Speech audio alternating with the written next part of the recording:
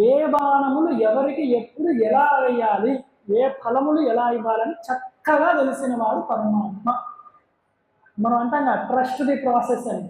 ఆ నమ్మి ఆ స్వామిని ఆశ్రయిస్తే చాలు, మనకు వచ్చే ఫలితం ఆయనే ఇస్తూ ఉంటాడు. గట్టిగా కొట్టాలనుకున్నా ఒకసారి పోనీలే మనవాడే అని వదిలేస్తాం.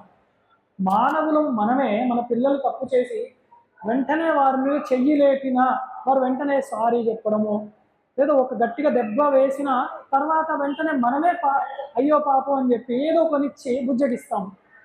అపార కరుణామయుడు పరమాత్మ, ఆయనకు ఉండదా? అట్లా ఉంటుంది.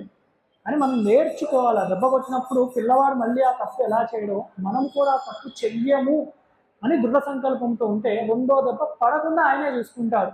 దెబ్బ పడకుండా కనీసం ఎలా చెప్పాలో చెప్తూ ఉంటాడు. మనం నేర్చుకోవాలి అంతే. ఇంకో ధనుర్వేద సకలము తెలిసిన వాడు. దండ దండాయ నమః. దండో దమయతామస్మి అని గీతలో చెప్పాడు.